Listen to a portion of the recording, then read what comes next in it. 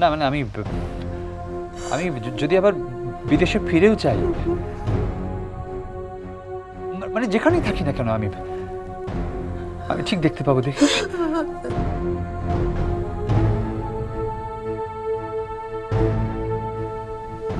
বলিস না, আর বলিস না বর্দা ভাই, আর বলিস না।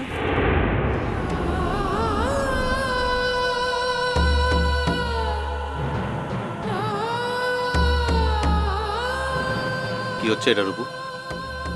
একটা আনন্দের অনুষ্ঠান, এটাকে এরকম শোকসভা বানাচ্ছিস কেন? সত্যি আমার মেয়েটা সবটাতে বাড়াবাড়ি।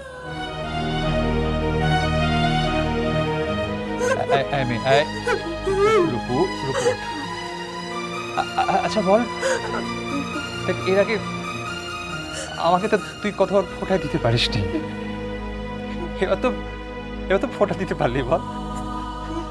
তাই না? কাঁদিস বোন আমার, কাঁদিস প্লিজ।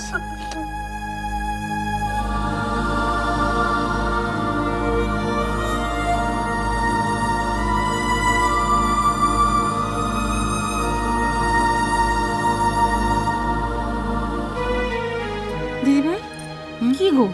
আমি তো বুঝতেই পারছি না, এরা দুই ভাই বোনে মিলে এত কান্নাকাটি করছে কেন গো?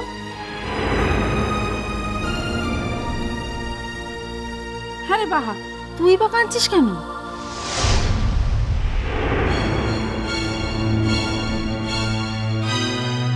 তোর বোনগুলানেরও ক্ষমতা কম নাই রে বড় দাদা বাবু। মোরা তোকে কোথাকে যেতে দেবো ক্লাই, কোথাকে ওলাই?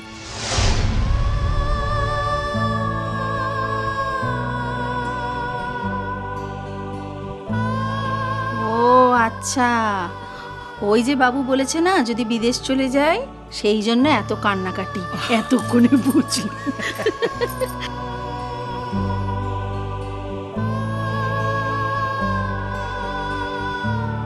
দেখ বাবু দেখ, তোর বোনরা তোকে কত ভালোবাসে দেখ। ওই যে তুই বলেছিস বিদেশে চলে যাই, তাই তখন থেকে কান্নার রোল উঠে গেছে।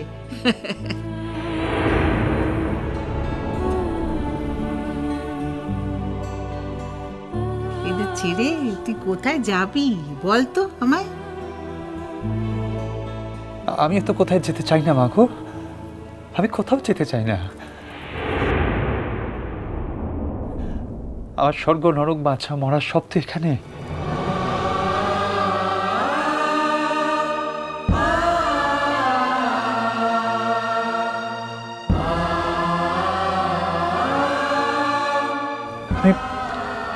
আমি এখান থেকে কোথাও যেতে চাই না মা, আমি এখানেই থাকতে চাই।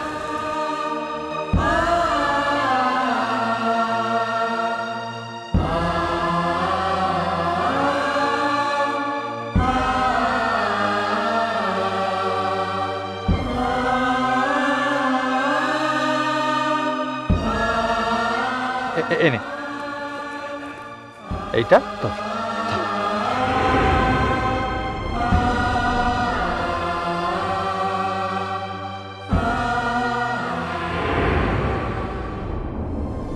ভাইয়ের কপালে দিলাম ফোঁটা, জমের দুয়ারে পড়লো কাটা, যমুনা দেয় জমকে ফোঁটা, আমি দিই আমার ভাইকে ফোঁটা।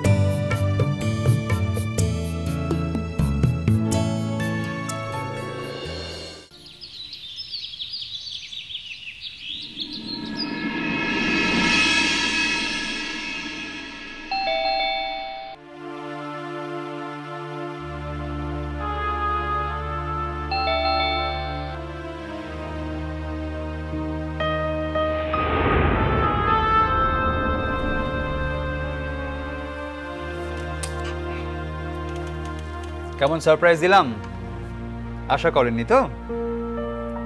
আসুন। আছে তো বাড়িতে? আজ তো কলেজ খোলেনি বোধহয়। আছে ওপরে। বাড়িটা কিরকম ফাঁকা ফাঁকা লাগছে। দাদা নেই, ও ঠাম্মি কোথায়? পুজোর ঘরে। সব ঠিক আছে তো?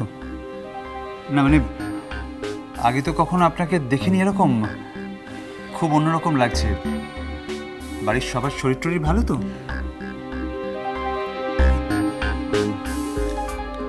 মুনের মাও বোধহয় বাড়িতে নেই না? না, মুনি ওপরে আছে। ঠিক আছে, আমি ওপরেই যাচ্ছি। আমার কিন্তু জমি 1 কাপ চা চাই।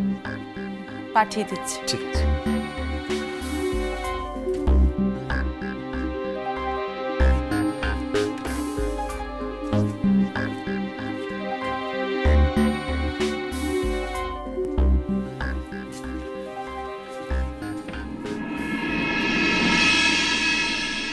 হ্যালো,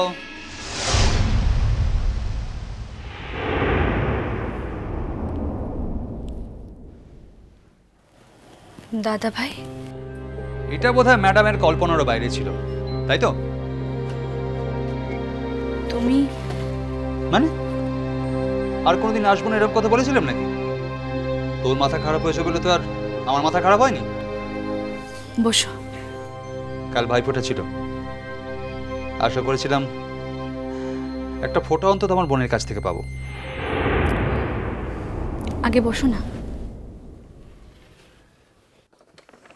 কথাটা শুনিসনি না? শুনেছি। উত্তর দিলি না যে? যাইনি যখন, ফোঁটাই যখন দিতে পারলাম না, তখন যাই উত্তর দিই। তোমার কি ভালো লাগবে?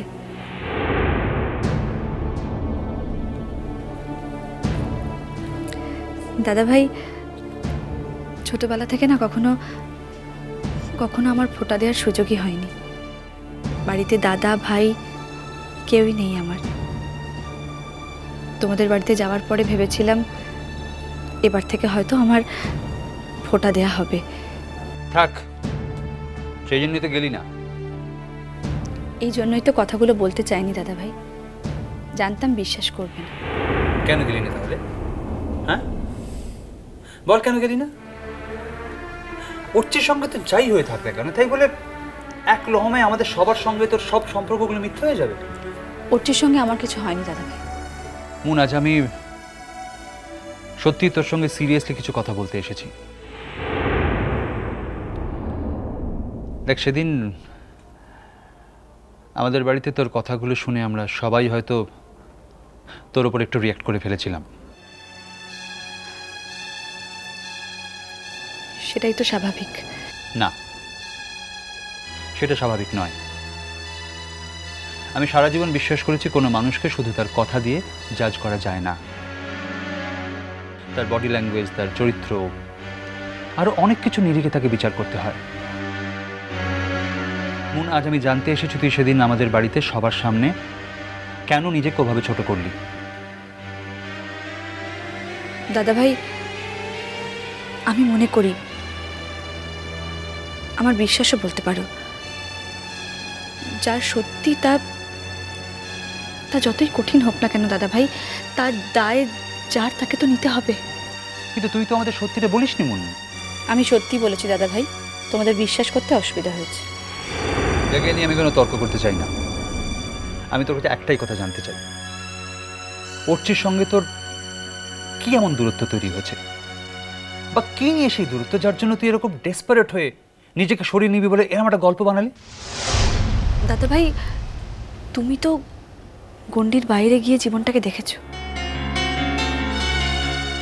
তোমার কি মনে হয় যে মানুষ একটা সম্পর্ক থেকে বেরিয়ে আরেকটা সম্পর্কে ঢুকতে পারে না? কে কি পারে না পারে আমি জানি না, বা তাত্ত্বিক দিক দিয়ে সেটা ঠিক না ভুল আমি সেই আলোচনাতেও যাব না। আমি একটা কথা জানি যে তুই এটা পারিস না। দাদা ভাই, আমি ঠিক কিভাবে বলবো যাতে তুমি বিশ্বাস করবে বলো তো? মুন, এটা ছেলে মানুষই করার বিষয় নয়। তোর একটা কথার ওপর আমাদের বাড়ির অতগুলো লোকের ভালো মন্দ জড়িয়ে আছে। তুই প্লিজ আমাকে সত্যি কথাটা বল। আমি তো সত্যি কথাটাই বলছি। মুন,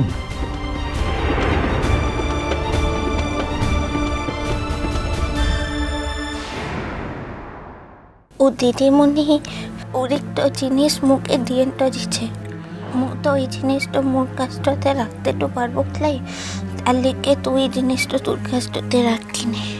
মন কি দিয়েছে তোমাকে? মিষ্টি কুটু মিষ্টি কুটু মিষ্টি কুটু।